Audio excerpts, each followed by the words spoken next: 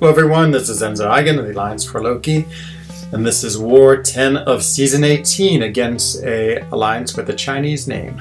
And so they are several points lower than us in war attack rating, so we think this would be a fairly straightforward war. My first fight's against Aegon, and so I'm using Nick Fury, which means I go ahead and max out deep wounds, which is always, of course, means I have to spend a lot of time changing my masteries, but that's fine. Might as well, again, always try to be err on the side of safety.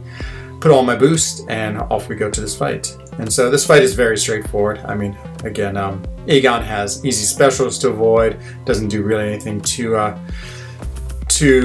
defensive that you have to worry about, and so, you know, I'm just trying to, of course, do a lot of bleed damage. You know, I can't decide where to bait his SB1, so I do a little bit of time trying to bait his SB1. That doesn't happen.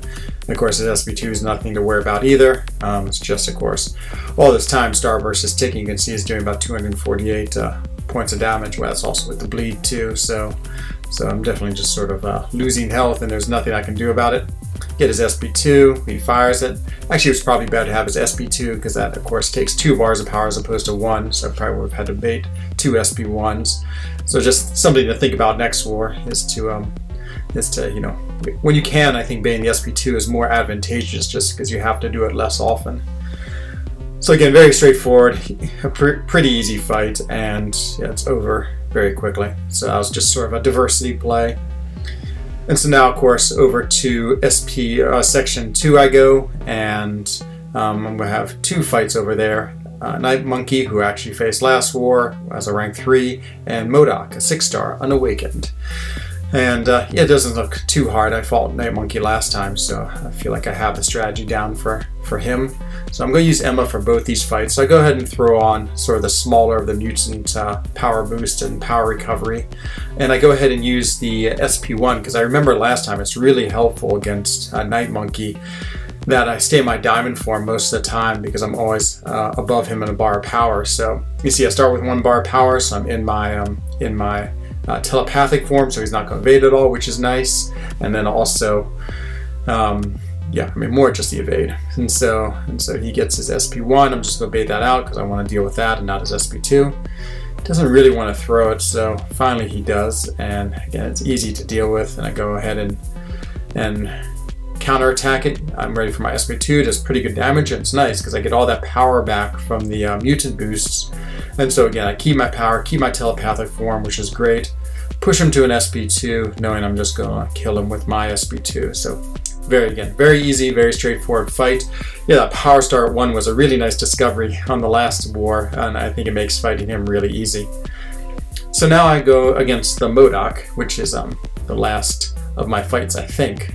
That's a little bit of foreshadowing. And so this is just a rank 1 6-star Modoc, so nothing too much to worry about. So I go in with Emma again, you know, get the Power Start 1, and of course I try to punch the heavy, and I get auto-blocked because of his force field charge. So this is sort of the theme of this fight. I'm going to dissect this fight a little more. So then I parry him, and now I decide I'm just going to parry heavy. So the nice thing about the parry heavy is that that they don't gain much power, and actually does a fair bit. Like critting for 10k is nothing too bad at all. So if you look at this, there's a 10k crit, but the other thing really cool about her special, about her heavy attack, is it gets me extra power and gives them less power. So it's nice. So I'm at my SP2, and now I'm ready to fire the SP2, and here's where something really strange happens. So I fire it, and I see this immune pop up on the playback. I'm like, what does that mean? And I look at my power, and I didn't get any of the power gain from my mutant boost. And that's because if he has his force field up as the 3rd bullet point, you get 100% less power gain from the attack. And you can see there it is, there's his force field up. And so I don't get any of the benefit from my power gain boost against him, which was just something I didn't expect. And so I'll go ahead and fighting him, continuing to use my heavy attacks. Felt like it's a good strategy. And you can see we're getting nice crits, doing a lot of damage. Here I make a mistake though, so I sort of hesitate because I wasn't sure if he was parried, and then I go to throw my heavy, but he dexes it, and then he punishes me for it. It doesn't do a whole lot of damage, but still it made me really worried. I was like, oh, that's not so great. So now I have my SP2 ready, and so I go and parry him. and then I decided to do a couple hit combo. And so you see he has his auto block, his shield up, but because of the parry it doesn't activate, and now my second hit it does, and this totally tricks me. So once his auto block is up, then he can just keep on blocking, and I throw my SP2 and he just blocks it. So a big waste of an SP2, and again just a little bit poorly played. So it's sort of strange how the stun takes care of the auto block, but it does. The last thing in this fight that's a little bit interesting is how quickly his shield refreshes. So here I knock out his shield, and then as I look, so it was about 203 when I knock it out. So here it is, knocked out at 203. And then watch when the shield reforms. So it reforms at 158. So it's only about 5 seconds. And so I wonder if he has champions alive on his team that makes it refresh faster, because it should be 7 seconds. But there's that one part of the node where it continues for each person left alive on the team. So yeah, it definitely was quicker than 7 seconds, which was interesting. So a strange fight, a little bit awkward, but again, rank 1, nothing too much to worry about. And so my very last fight is I have to do cleanup duty, so this Nick Fury's left alive. I thought he's actually at his second life. I didn't realize, or still on his first life, I didn't realize he's actually at his second life. So I way over boost and used potions and do all this healing.